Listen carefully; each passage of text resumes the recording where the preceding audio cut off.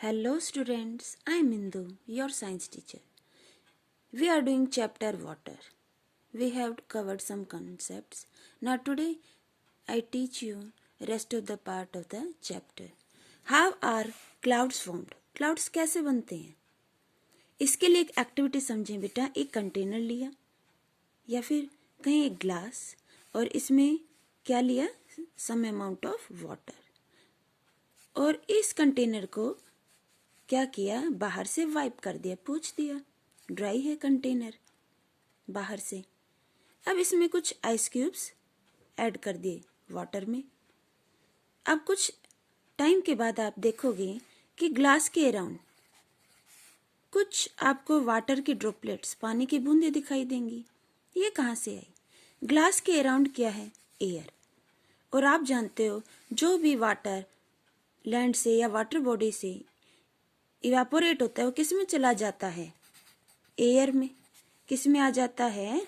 Air में. अब air में जो मॉइस्चर वाटर हीट एब्जॉर्ब करके वेपर में कन्वर्ट होता है ना, गैस में. ठीक ऐसे ही जब वेपर्स या कहीं जब गैस हीट को रिलीज कर दे, मीन्स अपनी हीट दे दे. अब देखो ये वाटर ठंडा हो गया आइस क्यूब्स की वजह से, तो हीट ट्रांसफर होती है. जहां टेम्परेचर ज्यादा है वहां से कम टेम्परेचर की ओर. ओके, तो एयर अपनी हीट देगी, आसपास की एयर अपनी हीट देगी तो एयर कूल हो जाएगी.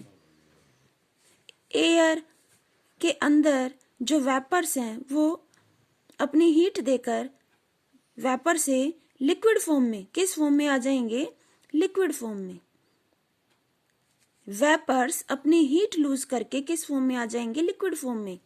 So that you can see water droplets over the surface of the glass. Glass की सरफेस पर आपको क्या दिखेंगे? वाटर की ड्रॉपलेट्स, क्योंकि एयर में जो मॉइस्चर था, नमी थी, जो वेपर्स थी, वो कूल होकर वो अपनी हीट को देकर किस में कन्वर्ट हो जाएंगे? लिक्विड में. ठीक ऐसे ही क्लाउड्स भी फॉर्म होते हैं. ठीक है.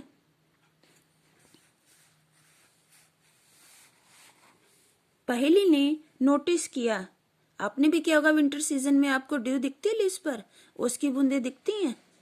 ये क्या है? ये कहाँ से आती हैं?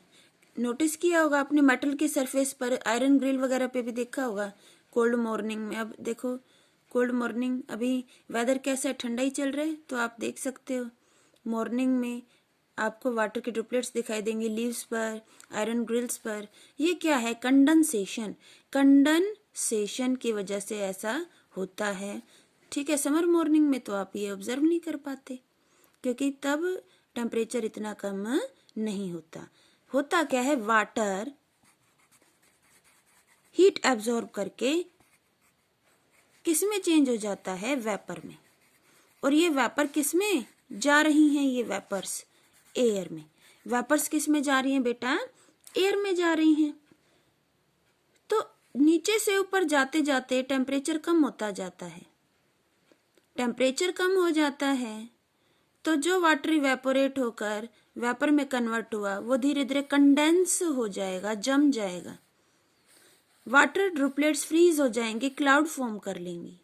और हैवी होने की वजह से और अर्थ जो फोर्स लगा रही है, ग्रेविटी लगा रही है क्लाउड्स पर, वो क्लाउड्स मेल्ट होकर नीचे आएंगे. रेन बारिश के फॉर्म में, हेल हेल स्टोन्स ओलो की फॉर्म में. ठीक है ना. स्नो बर्फ की फॉर्म में. तो ये कंडेंसेशन बहुत ही इंपॉर्टेंट रोल प्ले करता है. वाटर, अगर कंडेंसेशन नहीं होगा, वाटर इवेपोरेट होता जा रहा है तो अर्थ पर तो कमी हो जाएगी वाटर की. तो कंडेंसेशन वाटर को वापस लाने में, अर्थ के सरफेस तक पहुंचाने में इंपॉर्टेंट रोल प्ले करता है. यह कैसे होता है ये सब आप पढ़ने वाले हैं. अर्थ के सरफेस से ऊपर जाते हैं जैसे जैसे हम, तो कूल हो जाता है एटमॉस्फेयर, ऊपर ठंडक होती है. ठीक है. एयर ऊपर जाते जाते कूल हो जाती है और कूल हो जाती है. सफिशिएंट हाइट पे एयर बहुत कूल हो जाती है और वाटर वेपर कंडेंस हो जाते हैं, जम जाती हैं. पानी के जो ड्रॉपलेट्स हैं वो आपस में कंबाइन होकर क्लाउड फॉर्म कर लेती हैं. और यही ड्रॉपलेट्स जो हैं फिर लार्ज साइज क्लाउड फॉर्म करती हैं. और कुछ ड्रॉप्स वाटर की काफी हैवी हो जाती हैं तो वो नीचे आ जाती हैं बारिश की फॉर्म में। ये फॉलिंग वाटर ड्रॉपलेट्स, ये रेनी तो है, तो स्पेशल कंडीशंस में हेल और स्नो, ओले और बर्फ भी गिरती है। कुछ जगह होता है ना ऐसा, पूरी तरह से वाटर मेल्ट होकर लिक्विड में चेंज नहीं होता, बर्फ के ओलों के फॉर्म में नीचे आ जाता है। वाटर जो है वेपर की फॉर्म में एयर में जाता है। वाटर इवेपोरेट होता है ना और एयर में चला जाता है अर्थ के सरफेस से। अब अर्थ के सरफेस पर लैंड भी है, वाटर बॉडीज भी हैं, रिवर सी, ओशियन। इवेपोरेशन प्रोसेस से water, evaporation means liquid heat absorb करके वेपर में चेंज हो जाता है। Changing of liquid into vapour by getting heat. तो इवेपोरेशन प्रोसेस से भी वाटर अर्थ से क्या हो रहा है, एटमॉस्फेयर में जा रहे हैं। और ट्रांसपीरेशन क्या होता है, loss of water through leaves by stomata. Leaves में जो स्टोमेटा होता है, एक्स्ट्रा वाटर वहां से क्या होगा, प्लांट रिमूव कर देगा, उसको नीड नहीं है। आप भी तो सेट आउट करते हो, एक्स्ट्रा वाटर रिमूव करते हो, तो प्लांट भी करते हैं। तो प्लांट से जो एक्स्ट्रा वाटर जा रहे हैं या इवेपोरेशन प्रोसेस और जहाँ कहीं भी हो रहा है, तो वाटर कहाँ जा रहा है, एटमॉस्फेयर में, और ऊपर फ्रीज होकर वाटर ड्रॉपलेट्स क्या बनाते हैं, क्लाउड, और हैवी होने पर वापस नीचे आ जाते हैं ग्राउंड पर रेन, हेल और स्नो की फॉर्म में। ठीक है, ये बूझो इसने नोटिस किया फॉग को, विंटर मॉर्निंग में ग्राउंड पर फॉग को ऑब्जर्व किया। कई बार फॉग कोहरा छाया रहता है ना, और ये देखो वह काफी हैरान है कि कंडेंसेशन हो रहा है वेपर्स का। वो वेपर ऊपर गई और टेम्परेचर इतना कम है वो जल्दी ही फ्रीज हो गई। ठीक है, तो हमें फॉग दिखाई देता है। वाटर है, विंटर में टेम्परेचर कम होगा तो वाटर कुछ हाइट तक जाकर जल्दी ही फ्रीज हो जाएगा। फ्रीज हो जाएगा तो फोगी फोगी अपीयर होता है ना, हमें आसपास का विजिबल नहीं होता। नोटिस किया आपने, जब काफी ज्यादा विंटर हो, मतलब विंटर में जब टेम्परेचर काफी कम हो तो फॉग आपको देखने को मिलता है। ऐसे में ट्रैफिक को भी काफी प्रॉब्लम हो जाती है। नेक्स्ट है back to the ocean. Water ऊपर से मतलब एटमॉस्फेयर से ओशियन की ओर आता है। ऐसा इसलिए होता है, देखो ऐसा होता है कि वाटर रेन की, स्नो की फॉर्म में अर्थ के अलग अलग पार्ट्स में आता है। ऑलमोस्ट जो भी लैंड सरफेसेस है ना ओशियन के ऊपर, तो मोस्ट ऑफ द वाटर जो है लैंड पर फॉल होता है रेन और स्नो की फॉर्म में। और वो किस में मिल जाता है, वो रेन और स्नो का वाटर किस में मिल जाता है, एंड में ओशियंस में मिल जाता है। ऐसा होता है कई तरीकों से। माउंटेन्स में जो बर्फ होते है वो भी पिघल जाती है, वाटर में कन्वर्ट हो जाती है, और वो वाटर भी बहकर जो है स्ट्रीम्स में, झरनों में, रिवर्स, नदियों में चला जाता है। कुछ वाटर लैंड पर रेन की फॉर्म में, और कुछ रिवर और स्ट्रीम्स में भी वाटर बहकर चला जाता है, झरनों में, रिवर में। ठीक है, मोस्ट ऑफ द जो रिवर हैं वो कितनी लंबी लंबी होती हैं, वो लैंड को कवर करती हैं। ठीक है, और अल्टीमेटली यानी फाइनली वो आखिर में सी में या ओशियन में गिरती हैं और उनका वाटर लेवल इंक्रीज कर देते हैं। वाटर कुछ रिवर्स का लेक्स में, झीलों में भी जाता है, तो झीलों का पानी बढ़ जाता है। रेन वाटर जो है लेक्स और पॉन्ड्स को भी क्या करता है बेटे, फिल अप कर देता है, उनके लेवल को बढ़ा देता है। रेन वाटर ग्राउंड भी एब्जॉर्ब करता है, ग्राउंड भी रेन वाटर को एब्जॉर्ब करता है। हम देखते हैं कि सोइल पे वाटर था और वो गायब हो गया, कोई मैजिक थोड़ी हुआ, डिसअपियर हुआ ना, वो ग्राउंड के अंदर चला गया, वाटर ग्राउंड के अंदर चला जाता है। कुछ वाटर जो है वापस भी आता है, brought back to the air by the process of evaporation and transpiration. Ground ने कुछ वाटर को एब्जॉर्ब किया, लेकिन कुछ वाटर इवेपोरेट होकर अगेन एटमॉस्फेयर में भी चला जाता है। कुछ वाटर प्लांट्स ने एब्जॉर्ब किया तो कुछ रिमूव भी कर देंगे वो, यानी प्लांट्स में अगेन ट्रांसपिरेशन होगा, मतलब ये चलता रहता है। वाटर इवेपोरेट हुआ, कंडेंस हुआ, क्लाउड बने, हैवी होने की वजह से मेल्ट होकर अर्थ के फोर्स की वजह से, ग्रेविटी की वजह से नीचे आ गए रेन, हेल, स्नो की फॉर्म में। अगेन इवेपोरेशन, फिर कंडेंसेशन, फिर प्रेसिपिटेशन। प्रेसिपिटेशन होता है कि जो वाटर पर फ्रीज हुआ क्लाउड बने वो अगेन वो क्या हो गए, मेल्ट हुए, और मेल्ट होकर पिघल कर रेन, हेल, स्नो के फॉर्म में आपको मिले। तो ये साइकिल चलती रहती है। तो इस तरह से, और कुछ पानी ग्राउंड में चला जाता है ना। Most of the water become available to us as ground water. Ground water के फॉर्म में हमें वो वाटर मिलता है। ग्राउंड वाटर जैसे फोन को रिचार्ज करते हो, बैटरी कम हो जाती है, ऐसे ग्राउंड वाटर भी चार्ज हो जाता है। रिचार्ज हो जाता है रेन की वजह से। ठीक है, ओपन वेल जो खुले होते हैं उनमें भी ग्राउंड वाटर आएगा तो वो जो वेल है उनका लेवल बढ़ेगा, उनमें पानी का अमाउंट ज्यादा हो जाएगा। ग्राउंड वाटर जो है सोर्स है बहुत सारे लेक्स के लिए भी। ठीक है ना, यानी जो झीलें हैं उनमें पानी कहाँ से आ रहा है, ग्राउंड से ही तो आ रहा है। जमीन के नीचे जो पानी है वही तो आ रहा है झीलों में भी। तो ग्राउंड वाटर जो है ड्रॉन ग्राउंड वाटर को ड्रॉन किया जाता है, निकाला जाता है। कैसे, जमीन का पानी कैसे यूज करते हो, समरसीबल लगवा लेते हो, ट्यूबवेल लगाते हैं, हैंडपंप लगाते हैं, तो क्या होगा, जमीन का पानी बाहर निकाला जाता है और उसको इस्तेमाल किया जाता है। ज्यादा से ज्यादा हैंडपंप या ट्यूबवेल जो है यूज जहाँ किए जाते हैं, जहाँ हैंडपंप होंगे, ट्यूबवेल होंगे, जमीन का पानी धीरे धीरे कम होगा, लेकिन अगर रेनफॉल होगा तो फिर से उनमें वाटर आ जाएगा। तो गहराई में ऐसी जगह पर जहाँ ट्यूबवेल हैंडपंप है वहां थोड़ा पानी कम होगा, ग्राउंड वाटर कम हो जाएगा।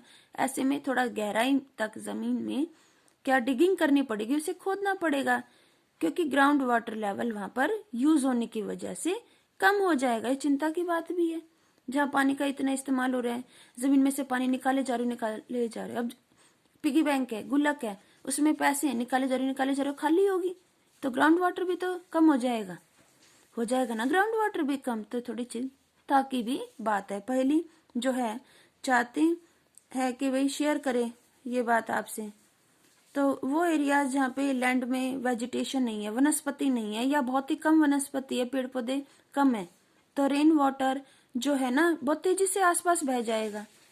क्योंकि देखो प्लांट भी वाटर को एब्जॉर्ब करते हैं, क्या करते हैं, एब्जॉर्ब करते हैं, और उसको एब्जॉर्ब करते हैं और कुछ को ग्राउंड में सेंड कर देते हैं, भेज देते हैं, तो ग्राउंड के अंदर पानी का लेवल बढ़ जाता है। लेकिन अब प्लांट ही नहीं होंगे तो वो पानी लैंड पे इधर उधर मूव करेगा, अंदर तो नहीं जाएगा ग्राउंड के, तो ये भी नुकसान ही है। तो प्लांट्स का होना जरूरी है। ठीक है ना। अब एक बच्चा है, ये इसके हेयर है, आप इसके हेयर वॉश कर रहे हो, तो ये देखो ना कि ये हेयर भी तो वाटर को एब्जॉर्ब करते हैं और कुछ ना कुछ स्किन भी लेती है उस वाटर को।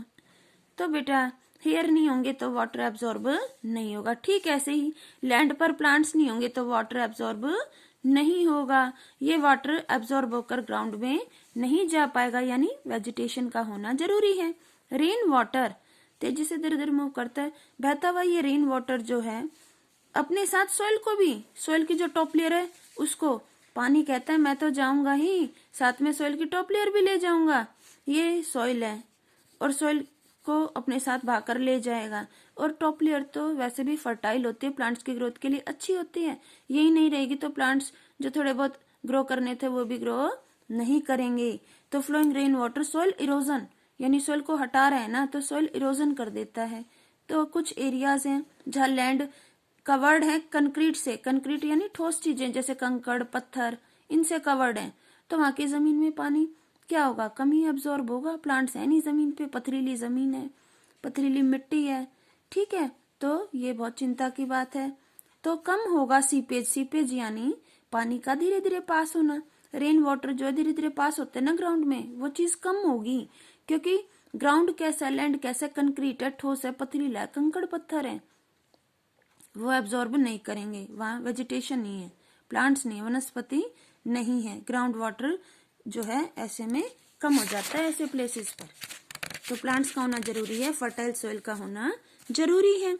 वाटर जो है अर्थ पर आता है रेन, हेल और स्नो की फॉर्म में, और अगेन कहाँ चला जाता है, ओशियंस में।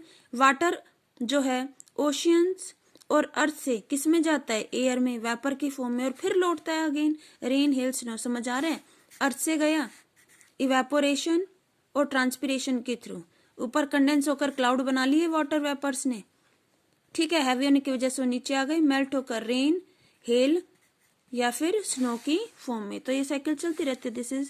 This circulation of water is called water cycle. ये जो वाटर का सर्कुलेशन हो रहा है, this circulation of water is called water cycle. Okay, water cycle, circulation हो रहा है वाटर का ओशियन और लैंड के बीच में, ये कंटिन्यूअस प्रोसेस है, चलता रहता है। इसीलिए तो वाटर की सप्लाई बनी रहती है लैंड पर, नहीं तो इवेपोरेट होता रहेगा तो जमीन पर पानी की कमी हो जाएगी। ठीक है, एक दिन बचेगा ही नहीं पानी, लेकिन वो वापस आ जाता है ना रेन हेल स्नो के फॉर्म में, तो हम उसे यूज कर पाते हैं। क्या होगा अगर रेन बहुत ज्यादा होगी? नुकसानदायक है। रेन चाहिए बट ज्यादा होगी तो नुकसान होगा। टाइम, ड्यूरेशन यानी कितने समय तक हो रही है, और अमाउंट कितनी हो रही है, सब जगह एक जैसी नहीं होगी, कहीं कम कहीं ज्यादा वेरी करेगी। वर्ल्ड के कुछ पार्ट्स में जो है पूरे साल खूब बारिश होती है और कुछ जगह बहुत ही कम होती है, कुछ दिन होती है। हमारी कंट्री में रेनफॉल जो है मेनली मॉनसून सीजन, बारिश के दिनों में आता है ना, ठीक है। बारिश कब आती है? मॉनसून में है। बारिश के दिनों में मोस्ट ऑफ द रेनफॉल कब होता है? मॉनसून सीजन में। और रेन से राहत मिलती है समर डेज में, गर्मियों में बारिश आती है तो मौसम ठंडा होता है, ठीक है। और क्रॉप्स भी बहुत सारी जिन्हें ज्यादा वाटर चाहिए वो डिपेंड करते हैं मॉनसून पर। कब मॉनसून आएगी, कब बारिश का मौसम आएगा, कब प्लांट्स को, क्रॉप्स को वाटर मिलेगा और वो ग्रो करेंगे प्रॉपरली। बहुत ज्यादा बारिश आएगी तो प्रॉब्लम्स भी आएंगी, जैसे कि ये देखो पिक्चर क्या दिखा रही है आपको। रेन जो है वाटर लेवल को बढ़ा देती है। रिवर, लेक और पॉन्ड्स हैं, इनमें पानी ज्यादा हो जाएगा और वाटर लार्ज एरियाज में फैल जाएगा तो फ्लड मीन्स बाढ़ आ जाएगी। क्रॉप फील्ड है, फॉरेस्ट है, विलेजेस, सिटीज है, पानी में डूब जाएंगे। हमारी कंट्री में भी फ्लड से बहुत डैमेज होता है क्रॉप को, घरेलू एनिमल्स को, प्रॉपर्टी को और इंसान की लाइफ को। फ्लड में लोग भी मर जाते हैं, प्रॉपर्टी भी डिस्ट्रॉय हो जाती है।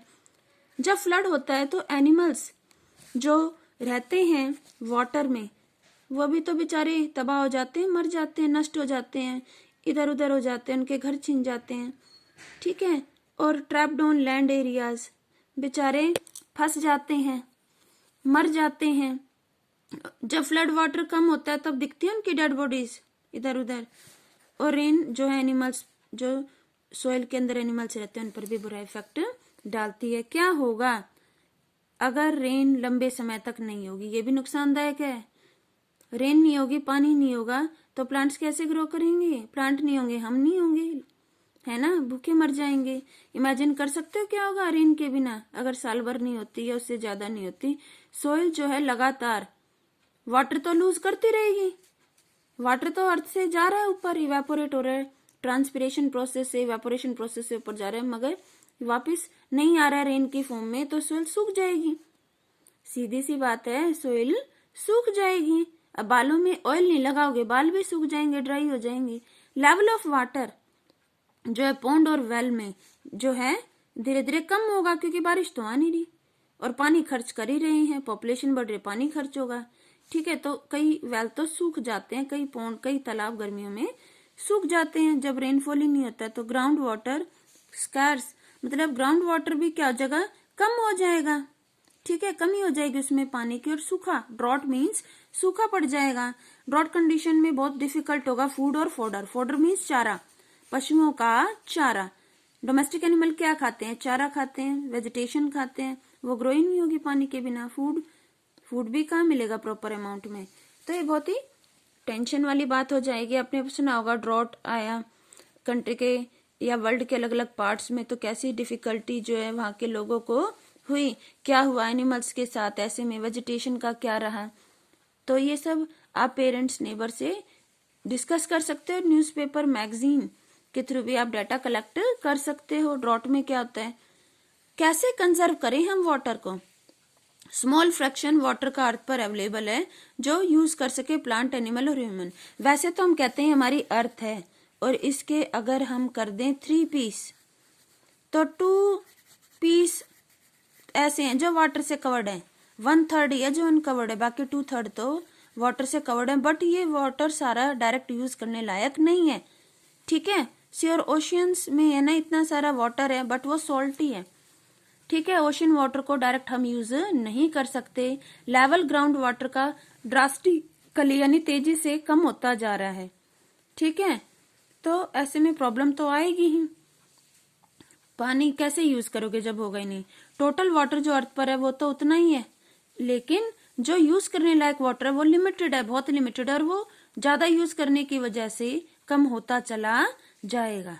डिमांड वाटर की हर रोज बढ़ रही है, पॉपुलेशन बढ़ रही है, पीपल इंक्रीज हो रहे हैं, पॉपुलेशन बढ़ रही है, आबादी बढ़ रही है, तो जरूरत भी बढ़ेगी। एक फैमिली में कम मेंबर है, वहां कम पानी खर्च होगा, ज्यादा है तो ज्यादा। ठीक है। और सिटीज में तो लोगों को क्यूज में देखा होगा पानी के लिए कैसे लाइन लगा के खड़े होते हैं। देखो यूटेंसिल कैसे दिखा रखे हैं। सिटीज में लॉन्ग क्यू में कलेक्ट करने के लिए वाटर जो है लोग खड़े रहते हैं। मोर और मोर वाटर जो है खाना बनाने में भी यूज होता है, इंडस्ट्री में कोई भी मटेरियल बनाने वहां भी वाटर यूज होता है। ठीक है। तो ऐसे में वाटर की जो है अलग अलग वर्ल्ड के पार्ट्स में शॉर्टेज हो जाते हैं। बहुत इंपॉर्टेंट है, वाटर को ध्यान से यूज किया जाए, वेस्ट ना किया जाए, दूसरों को भी अवेयर करना चाहिए। रेन वाटर हार्वेस्टिंग जो है बहुत ही अच्छा वे है वाटर की अवेलेबिलिटी को बढ़ाने का। हार्वेस्टिंग वैसे होता है कटिंग गैदरिंग ऑफ क्रॉप्स, है ना, यही आपने पढ़ा हुआ है, लेकिन यहाँ वो मतलब नहीं। हार्वेस्टिंग यानी इकट्ठा करना। किसको इकट्ठा करना? रेन वाटर को। वहां अनाज इकट्ठा करते हैं, यहाँ किसको इकट्ठा कर रहे हैं? Rain water. Rain water harvesting means collect करना रेन वाटर को, जहां कहीं भी मिले रेन वाटर को कलेक्ट किया जाए। एक वे है कि अवेलेबिलिटी वाटर की कैसे हो, वाटर कैसे अवेलेबल हो। रेन वाटर को कलेक्ट करें और उसको स्टोर कर लें और जरूरत पड़ने पर इस्तेमाल कर लें। तो ये बहुत ही अच्छी टेक्निक है। ये आइडिया काफी अच्छा है कि catch water where it falls, जहां भी पानी गिरे उसको क्या करो? हार्वेस्ट करो, इकट्ठा करो। रेन वाटर, ठीक है, जो भी फॉल होता है किसी प्लेस पर, वहां कंक्रीट रोड है, ठोस रोड है, ठीक है, रोड है तो रोड तो वाटर को कम एब्जॉर्ब करता है। मिट्टी तो होती ही नहीं, कंकड़ पत्थर होते हैं, तो पानी इधर उधर ही मूव करता रहता है। तो क्यों ना उसको स्टोर किया जाए। या बिल्डिंग में जो पानी आ रहा है उसके रूफ पर पड़ा रहेगा तो उसको स्टोर किया जाए ताकि यूज कर सके फ्यूचर में। नालों में जा रहा है या फिर वो पानी, ठीक है, तो उससे भी ग्राउंड वाटर लेवल बढ़ रहा है। तो ये वाटर रिवर लेक में जाए तो उससे भी लेवल कुछ ना कुछ पानी का बढ़ेगा। एफर्ट करनी चाहिए, जरूरत है वाटर को। वाटर जो है आता है हमारे घर में, ठीक है, a lot of effort will then required to get this water back. अब ये पानी रिवर में लेक में आ रहा है, इसको पाने के लिए बहुत एफर्ट किए जाते हैं, ठीक है, और ये वाटर बैक होता है हमारे होम्स में। और वाटर डिड नॉट सीप टू ग्राउंड, अगर वाटर जो घर से रिलीज हो रहा है वो ग्राउंड में प्रॉपर नहीं जाएगा तो फिर प्रॉब्लम आएगी। जो घर से डिस्चार्ज हो रहा है ना वो भी ग्राउंड वाटर लेवल को बढ़ा रहा है और उसको भी ट्रीट किया जाता है ताकि वो यूज करने लायक बने। तो कहने का मतलब है पानी को कम से कम वेस्ट करो। 2 टेक्निक बताई गई है रेन वाटर हार्वेस्टिंग की। Roof top rain water harvesting, जो रूफ होती है, कोई भी बिल्डिंग है उसकी रूफ है, छत है, उसका टॉप है, वहां जो पानी आ रहा है बारिश का उसको इकट्ठा करें। इस सिस्टम में रेन वाटर को कलेक्ट कर लिया जाता है रूफ टॉप से। और ये देखो ना, स्टोरेज टैंक बना दिया, जमीन में ही गड्ढा खोदा, डिगिंग कर दी, थोड़ा सीमेंटेड कर दिया ताकि ज्यादा मिट्टी इसमें मिक्स ना, और कुछ धीरे धीरे पास भी होगा ग्राउंड में, फिर भी वाटर जाएगा। लेकिन इस वाटर को फ्यूचर में यूज किया जा सकेगा। वाटर में थोड़ी बहुत सॉइल भी हो सकती है, हम उसको फिल्टर कर लेंगे, ठीक है। और रेन वाटर को टैंक में कलेक्ट करने की वजह, या फिर ये देखो ना पाइप से, ये देख रहे हो पाइप, ऐसे भी करते हैं, आपने विलेजेस में देखा होगा। ये बिल्डिंग है, ठीक है, रूफ पे वाटर आ रहा है, ये वॉल्स हैं रूफ पर, बाउंड्रीज इनमें वाटर कलेक्ट हो गया, पाइप है, यहाँ पाइप है, और पाइप से क्या हो रहा है, वाटर नीचे गिर रहा है। यहाँ आप टैंक लगा दें, ड्रम लगा दें और उनमें वाटर को स्टोर करें। ये फिल हो जाए, रिमूव करो, नेक्स्ट लगा दो। या फिर ऐसे जमीन में भी डिगिंग कर सकते हो। मेन एम है हमारा रेन वाटर को कलेक्ट करना ताकि यूज किया जा सके। तो रेन वाटर को कलेक्ट करते हैं, pipe can go directly into pit, direct गड्ढे में भी देख लो वाटर चला गया। इससे सोइल के अंदर, सोइल में भी क्या होगा, रिचार्ज होगा, यानी वाटर आएगा, ग्राउंड रिफिल हो जाएगा, भर जाएगा, किससे, पानी से। एक और ऑप्शन ये है कि अलाउ कर दो वाटर जाए, किस में जाए, ग्राउंड में जाए डायरेक्ट। अब ये देखो ना, रोड साइड जो ड्रेन होते हैं, नाले, रोड साइड नाले होते हैं, गटर होते हैं, सीवर होते हैं, बारिश का पानी इनमें जाता है, वो किस में जाता है, ग्राउंड में, ग्राउंड में जाता है, ग्राउंड के वाटर में मिक्सअप होता है और उसका लेवल बढ़ाता है। This is about rain water harvesting. I hope this chapter is clear to you. Thanks बेटा।